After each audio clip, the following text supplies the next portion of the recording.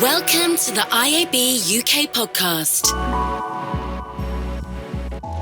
Hello and welcome to the IAB UK Podcast. I'm James Chandler and you're joining us for episode 1 of a special mini-series that we're recording in partnership with YouTube. In this series, I'll be speaking to a few of the experts that recently took to the stage at YouTube Festival for a deeper dive into some of the themes and topics they covered. Now, 20 years ago, if you'd have said that millions of people would spend their evenings watching beauty routines, that unboxing videos would shape what we buy, or that a Michael Bay blockbuster would be inspired by a homemade animation project, you probably, almost certainly, would have been laughed out of the room.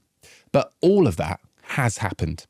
And it's all thanks to a platform that started back in 2005 with a simple clip of one of its founders hanging out with elephants at his local zoo. From that moment, YouTube has gone on to redefine culture, shaping music, sport and entertainment, and creating a whole new class of deeply passionate creators. So today, we're discussing YouTube's role at the epicentre of culture and what brands can learn from the creators driving it. To help answer that, I'm joined today by Roya Zeitoune, YouTube's head of culture and trends for EMEA. We'll be talking about the creator class that's taken over our screens, the latest tools that YouTube's rolled out to help brands build authentic partnerships, and yes, we might even squeeze in a few YouTube recommendations to keep us all more culturally connected. And just before we dive in, we're also filming this episode, so if you're currently listening but you want to see how the conversation unfolds, head over to the IAB UK channel on, of course, YouTube. All right, let's get into it. Roya, it's YouTube's 20th anniversary. What do you think are the biggest things that have defined it over the last 20 years? Gosh, I mean, it is so exciting that it's our 20th anniversary. I've been working there and tracking trends for 15 of those 20 years, which is somewhat overwhelming. The journey has been incredible and so exciting to watch. Like, I can remember when I first started, and I was already a huge YouTube fan. So I'm really the epitome of one of those people who doesn't feel like they're working a day in their life because I love it. And it was, by our own admission, Wild West and crazy. And there was all sorts of mad things happening because no one knew what YouTube was going to be. Like, even the founders, when they started it, that video of the elephants at the zoo, like, initially I think it was supposed to be a dating site and that was meant to be Jawed Karim's like profile video. And then pretty soon we realized that actually just people wanted to share their own experiences. And so it became a place initially for just UGC content in all sorts of different forms, whatever people felt was relevant to share. I mean, we have this internal link where you can go to some of the earliest uploads on the platform. Wow. And it is fascinating. And the majority of them are things that people just wanted to share with their families. So it'd be someone's birthday party and they were just sharing the link with relatives who couldn't be there or whatever. And so the first few years were really like that. And then I think pretty quickly, so we started in 2005. By 2009, we had things like when Susan Boyle's audition exploded. That was a real turning point for us as a platform and for entertainment generally, because everybody was watching it on YouTube, and Fremantle at the time were like, oh my God, what is going on? Should we be taking this down? What do we do? But they realized that this was really fueling the fandom and that people were discovering Britain's Got Talent through YouTube, and they were reaching whole new audiences, not just in the UK, they were reaching them globally. And so that was a kind of pivotal moment in our relationship with the TV industry, where they started to realize what a force for fandom it could be. And we started to see more and more kind of what you might consider mainstream forms of entertainment appearing on the platform. It was the same year that Vivo partnered with us to have official music videos instead of lots of people uploading like random clips of them. And then that changed the shape of like music, really, because if you think about the first song to hit 1 billion views was Gangnam Style, which, was a song in a language that most people who were listening to it didn't understand, about social inequality in a district of Seoul, by a relatively middle-aged pop star.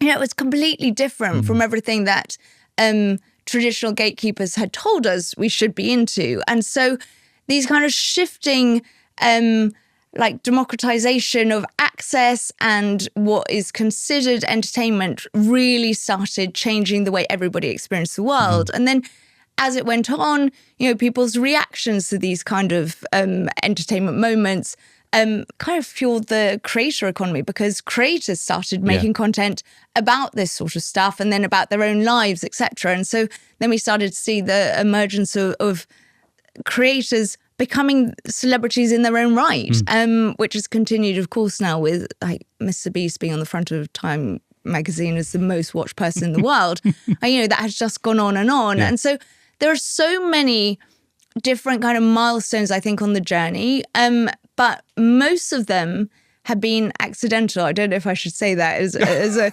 but we've been lucky beneficiaries of just a shifting path of entertainment and education. And I don't know that we've ever really tried to be anything. Our genesis 20 years ago still really is true now, where people sometimes ask me to describe YouTube, and it's hard to, because we are lots of things to lots of different people. And I don't think we necessarily need to define ourselves, because that is the beauty and the joy of it. There's just so much to discover, and people use it in so many different ways depending on their need state or their mood. And so, it's just so fun to watch. I have to say, I've loved being on that journey with the company. What about some of those tipping points? In a way, it sort of mirrors the wider internet. There's a point at which more people start looking at stuff on their mobile phone than they do on desktop. Yeah. You're now at that point where so many people are watching things on a bigger screen, on like a TV screen. There's a point at which, YouTube starts to be used as a search engine, I guess. Yeah. I mean, do you remember some of those tipping points? Yeah, I do. I mean, we are the second biggest search engine, which is bonkers after Google.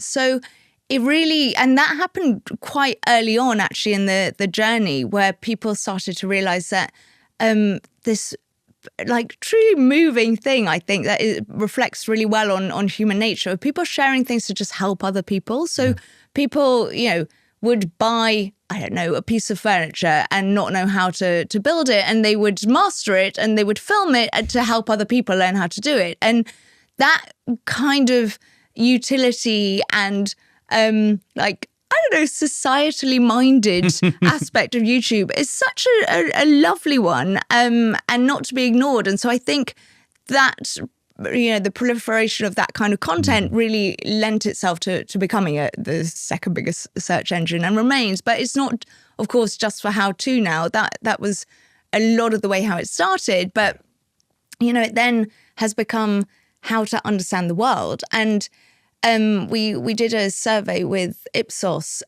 where actually people who were answering the questions didn't know that they were being asked on behalf of YouTube. It was just about their use of internet like platforms generally. And one of the things that came through was about how people they watch things that nobody they know in real life is also a fan of, and so they're really finding their people, finding their passion online. Another of the stats in the survey that was bonkers to me was that 73% of people come to YouTube to indulge in their passion or the thing that they care about, and that was at least 20 percentage points higher than any other platform. So it really has become where people will come to understand their passions better. And, a lot of that comes through the trust that they have in creators and the channels. So again, most trusted creators across the internet, et cetera, all of that has been brought out in third-party reports. But it's also the aspect of now the majority of people,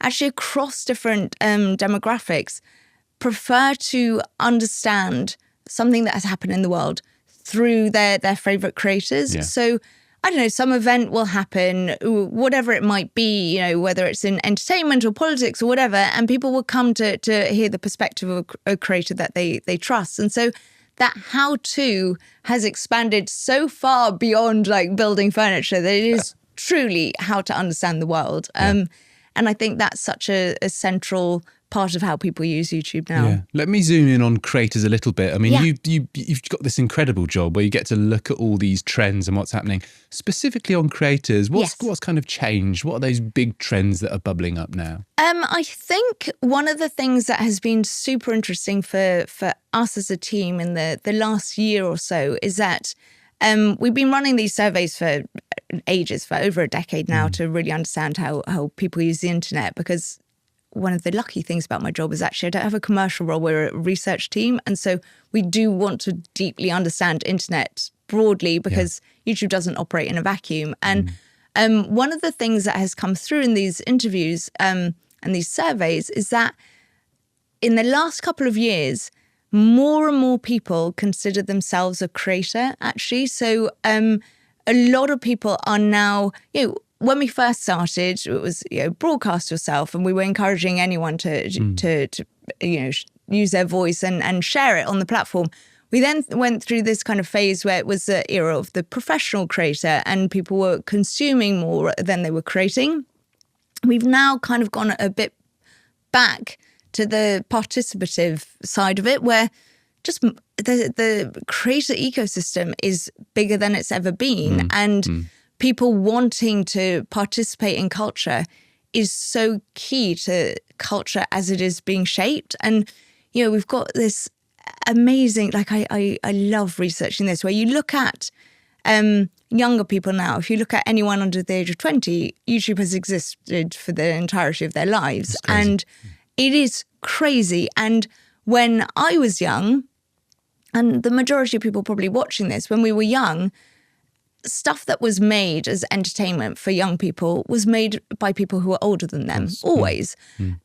Whereas now, younger people are watching stuff that is made by their contemporaries because of this notion that people consider themselves creators and it's so participative. And so culture is really shifting, and we're seeing whole new worlds emerge of what is considered, entertainment in fascinating ways. Like, I don't know, you look at something like, I don't know if you're familiar with this episodic series that was made on YouTube that is called Epic, the musical. And it was made by a young creator where he was inviting fan participation. It's all done through animation. There's music that is also created through fans. And the audience on this, and it's multiples of episodes, is immense. We recently pulled the stats, which haven't been cleared for external tools, but it is more than millions of views on content related to this. And the fact that it is so crowdsourced and there's such a strong community around it is so exciting. And as a person, especially for younger people who are part of these communities, but it's not just young people, but it's particularly heightened among them. What a world to be living in, where you feel absolutely involved in the creative process, which is so exciting. And I think more and more creators are recognizing that this is how culture is now. And not only are they taking part, but they're inviting their communities to shape their content, etc., which is completely different from before the days of YouTube existing. There's some kind of, you talked about democratization earlier. Is it as simple as, young people, everyone now has the tools. Everyone's got a phone with a pretty good camera on. Yeah. The tools to edit stuff are pretty intuitive. Yeah. You don't need to, go somewhere and learn how to do it. Is it just that that's happening, or is there sort of something else helping? Is there something else culturally that's happening as well, do you think? I think it definitely is an element of that, where the access to tools are so equally distributed now, which has really changed everything. Like, I can remember, I don't know, as an example, a couple of years ago when it was the Wes Anderson trend that was appearing everywhere. Yeah. When I had first started tracking trends on YouTube, years and years ago, we would see content made in the style of Wes Anderson because it's such a specific style. But those videos were made by professional video editors who would take weeks to make them using very expensive equipment. They were brilliant. The iterations were absolutely brilliant. And, when I was actually researching this at the time, that it was a big trend, I was looking back to the earliest iteration of it. And it was, I think 16 years ago. And then we started to see that because everybody had access to these tools on their phones, like you said, just everybody was taking part, which is such a reflection of what we've just been saying. Culture is way more participative now.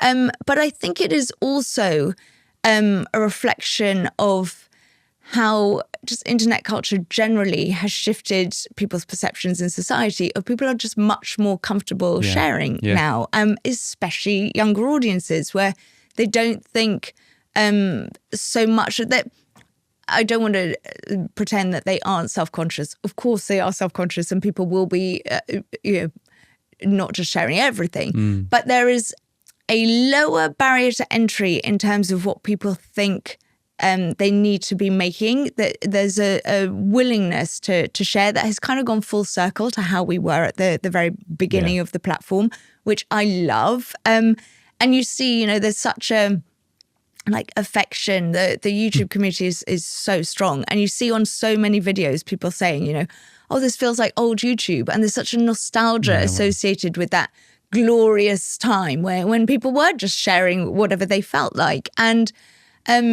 you get, to give you a really random example, I saw a video the other day that had been on the platform for a couple of weeks, which was this older guy in the US who didn't have that many teeth and was, had definitely not spent that much time on his appearance. Looked great, but he wasn't worrying about the aesthetics of it.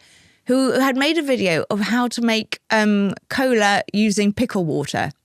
Wow! It was like 4-minute long video, but it had millions of views, and it was the kind of scrappiness of it and the fact that he had stumbled upon this thing that he thought was great, that he just wanted to share with the world if other people wanted to do the same thing.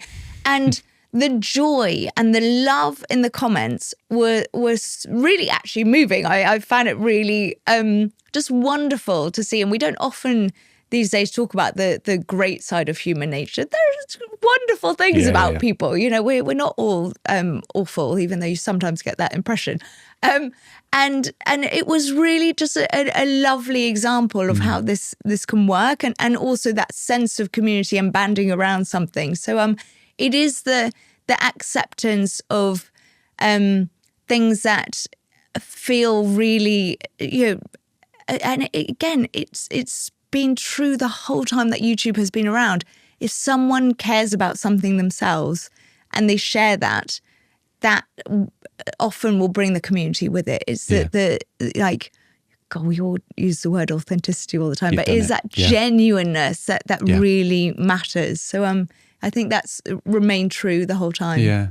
And where do brands sit in all of this? Are we needing brands to behave differently with YouTube? Is it that it can, you talked about the Susan Boyle example, and that's stuff that's made for telly that works very well. It can be scrappy, it can be super polished. What does the playbook for brands look like, I guess? Yeah, I think I understand why it can be quite overwhelming for brands actually, because they're not entirely sure of how they're supposed to engage with their audiences sometimes, because there are so many ways that they can. And I think there is a real place for the high production fancy stuff if people want to. There is an appetite for that kind of content. But I think what is great and liberating for brands is that actually audiences, because of this renewed participative nature of content making,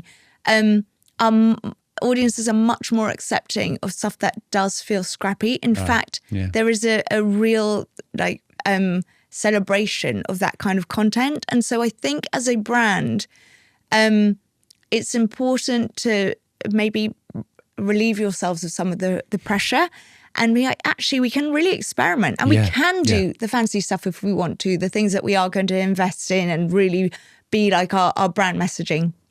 But equally, your audience might really be there for the stuff that feels a bit like their friends might have made it, because people are used to that kind of content. And I think that's the really fun aspect of working in, you know, branding or advertising now, because the possibilities are endless, like really endless. And the other brilliant thing is that you get instant feedback. You know, the comments, always leave comments on. A lot of brands, well, less and less now, I would say, but a lot of brands get fearful of comments. Of course. But honestly, I would say you really should allow comments to be on your content, because we'll find out immediately what people think about what you're doing. And it's much better to have them tell you directly as feedback there than to share your piece of content on other platforms and mock it or whatever they want to. And so to get the instant feedback that can give you then direction for your, you know, brand strategy is wonderful. Also, it allows the community to build around your brand. And, you know, a lot of people feel very attached to brands. And there's actually really interesting third-party research of people under the age of 24 are much more loyal and attached to brands where they feel that they are kind of participating in that community actively. And so when they are able to give feedback, when they are able to discuss whatever it is that that brand is doing, they will feel, you know, they feel seen and heard, and they feel like they are part of something, and they're much more likely to then stick with that brand. And you know, there's another hack, which again, maybe I'm not supposed to talk about externally, but talk about it. Talk, keep going. When people are commenting on your content, that feeds the discoverability of it. That shows, you know, engagement.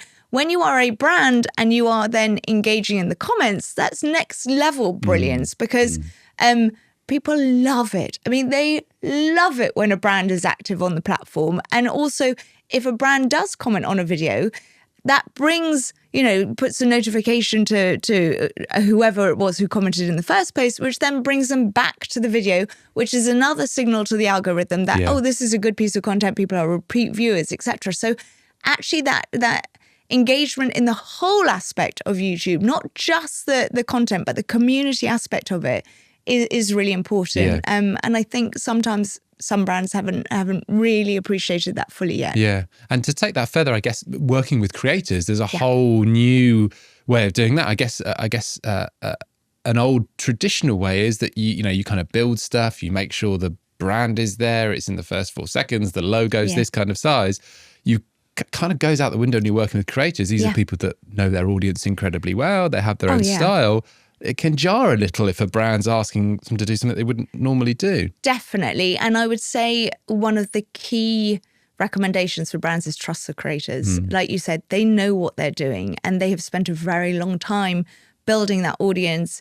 You know, it's really hard work and they get it. Like, this is their whole existence. And so they know how to do it. And I think when it does feel jarring, like you said, that just immediately backfires on the brand and on the creator. It's a real lose-lose. So it really is. So have a little faith, let them do their thing, and then it can be super impactful. And I think because they have built these audiences, like I was saying at the beginning, the level of trust that people have in their favorite channels or creators is immense. I mean, deeply profound. There was some article that I read recently about YouTube creators are the most trusted people in the public eye, ahead of any other platform, any other type of celebrity, any other figure of authority. Like, wow. But it is about that deep connection that people have been able to build because of all the effort that they have put in. And so I think partnering with creators, not only do you learn from them in how to build content, etc., but you learn from them in how to build a community. But you're also able to benefit from the work that they have put in for years beforehand. And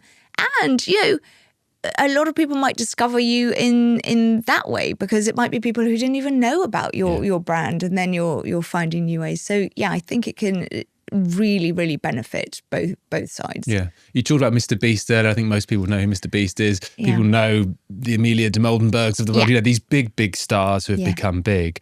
Of course, there's a huge long tail as well. If you're a brand and you're kind of tiptoeing around and saying, not sure what to do, how do you get started? Because it's not all roads don't always lead to Mr. Beast, I guess. I mean, absolutely. And nor would I want them to, as as great as he is at what he does. We've got a whole world of incredible creators there. And I do think, like you said, the long tail is often where actually a lot of the interesting part can be, especially if it is a creator who aligns with whatever it is that your brand is or stands for.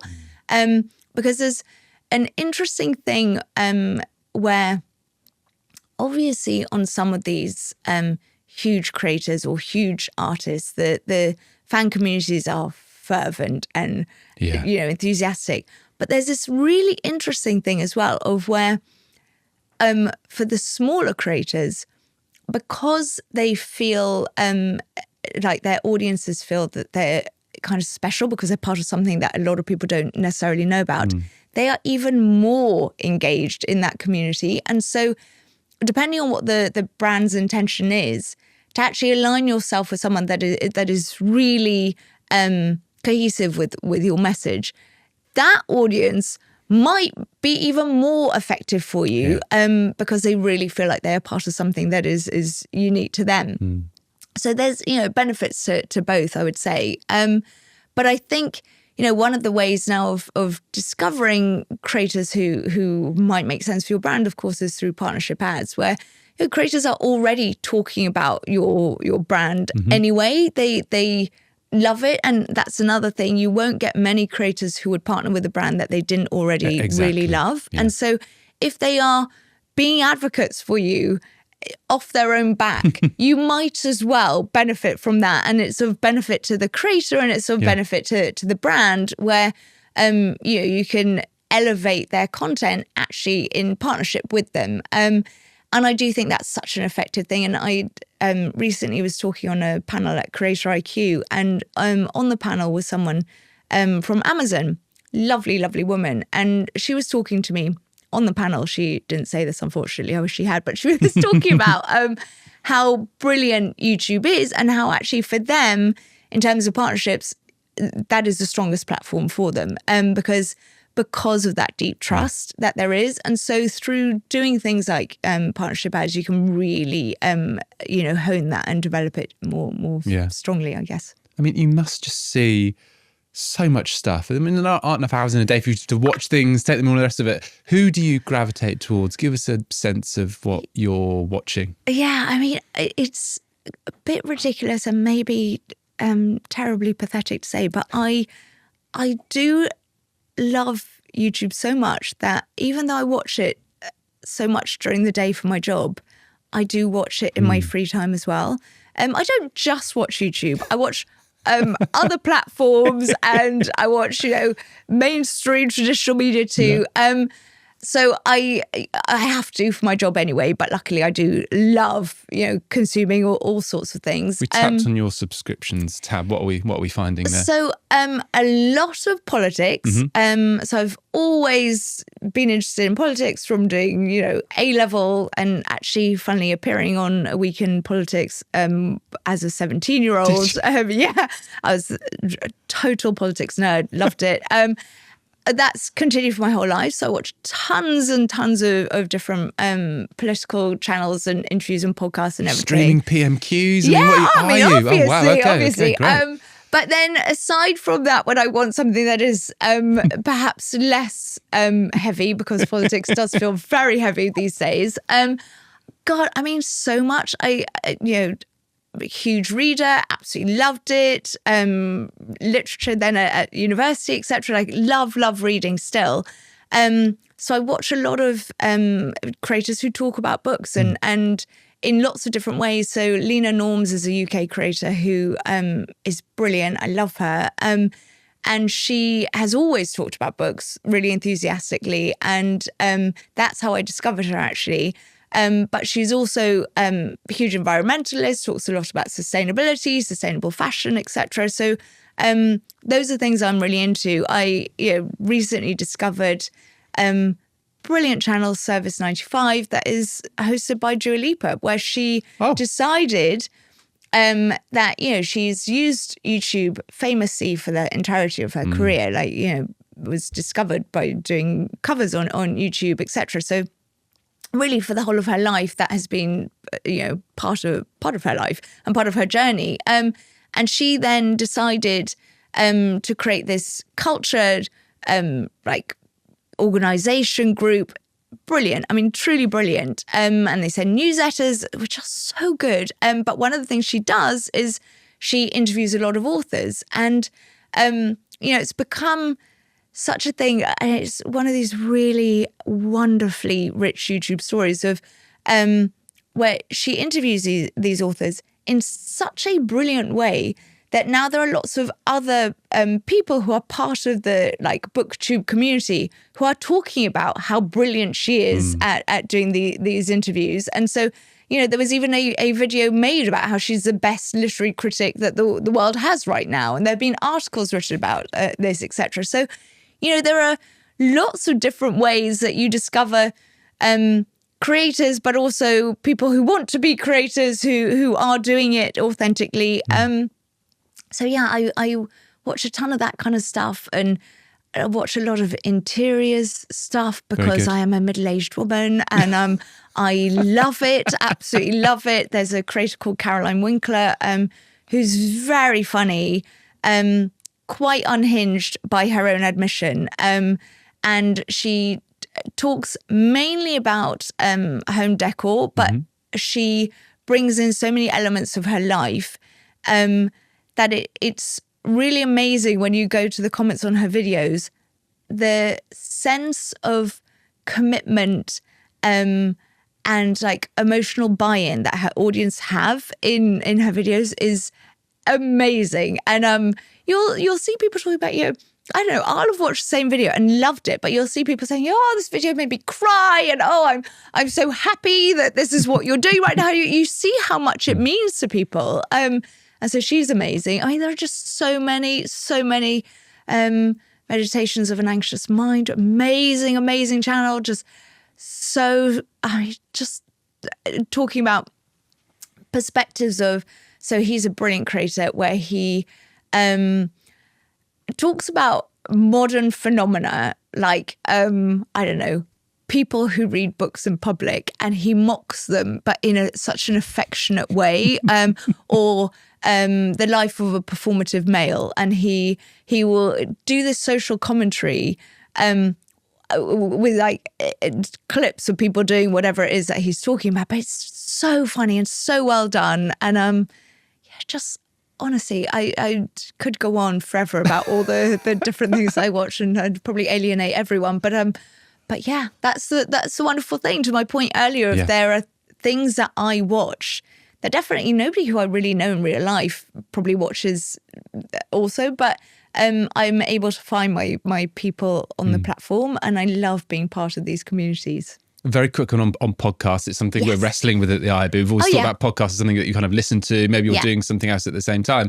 Of course, podcast is something very different on YouTube because you're sat there, you're captive, you're watching this thing. Yeah. Do you watch all of your podcasts? Are you listening to some?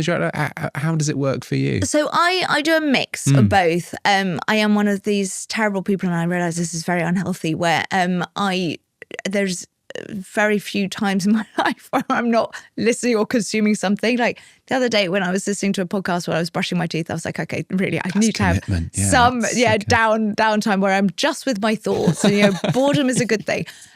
But one of the things that I think has been really interesting, I would say of the last kind of maybe 4 to 5 years, really probably since the pandemic started, of how huge podcasts have become. And, we're now the #1 platform for podcasts, etc. But something that I learned when I went to speak at the podcast show, which was a fascinating event. Really interesting, was that the vast majority of people now prefer to watch podcasts rather than listen to, which was quite eye-opening when I first spoke there a couple of years ago. And I think when I looked it up afterwards, it was something like, 71% of people now prefer to watch rather than just listen. And I think there's a beauty in both. I think what watching them brings, of course, is, the facial expressions, the body language, the way people are, engaging with each other. All of that brings such an extra layer to a conversation that has really helped propel YouTube to the place that it is now. But I think it's also really interesting to see the emergence of these different channels where, there's, again, third-party research, but also corroborated by stuff that we've looked at ourselves as a team, of the fastest growing audiences for podcasts are actually younger people, and the fastest growing hosts are also younger people and women, which are two audiences that aren't traditionally associated with the podcast world. And that is something I find really joyful. And I think people's notion of what a podcast is, of course, is evolving. And you look at people like Madeline Argy, who is amazing, like brilliant creative, very, young, but incredibly talented and wise beyond her years. And she makes a lot of her podcasts just sitting in her car, and she's just recording them, and they'll be 45 minutes long, over an hour long. And you look at the engagement on these and it's enduring. People are really sticking with it. And again, the community that she's created in the comments and then the reactions to these, because obviously this is, again, one of the things that is so wonderful about the platform. It's all the Halo content. There's so much adjacent stuff that goes on. And you look at something like that, and I absolutely get why she has grown so rapidly as a content creator. Of course, she was known before, but the cut through that she has been able to have has been amazing to watch. And it's not just younger women watching her content. What's really fascinating is when you go into the comments, is a lot of people trying to understand the perspective of a young woman in today's world. So she did an episode all about feminism that was brilliant. And when I was looking at the comments underneath, there were a lot of young men who had come to try and understand feminism actually from the perspective of a woman, which feels right. And how amazed they were, how interested they were, how much they said they had learned from listening to her. And so, it goes back again to our original premise of give everyone a voice and show them the world. And so it really allowing people to share their different perspectives is one of the best aspects of YouTube, and one of the most popular ways of doing that now is podcasts. So I love it. It's a terrific story for YouTube. Finally, Roya, give us top tips, best takeaways for brands, maybe brands that could do a bit more. What could they be doing differently when they're thinking about YouTube? Yes, it's a hard question to answer, really, because it depends so much on the kind of brand that you are. But the one big tip that I would give everyone, but particularly brands, is, and I'm not saying this out of self-interest, just watch more YouTube. Genuinely, think of something that you love, your passion, and look it up on YouTube and find the kind of content that is being made around that topic, and see the way that community works, see the way the kind of Halo content works, etc. And you start to understand the dynamics of how people engage on the platform and how those communities react and work. And I do think the more time you can spend, I know everyone is time poor and we really need to fix that in society, but everybody is. But if you can spend some time trying to understand the platform and, watch what your competitors are doing, see how they are engaging, how it's working for them, etc.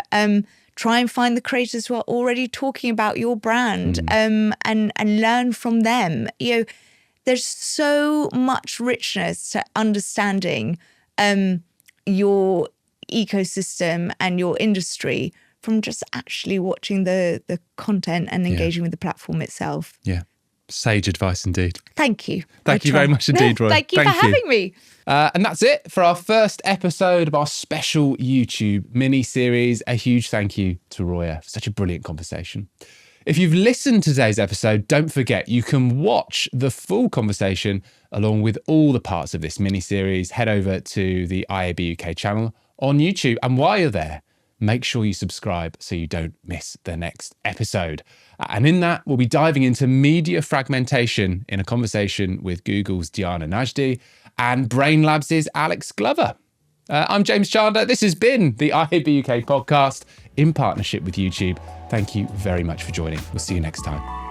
IAB UK, building a better future for digital advertising for the benefit of everyone.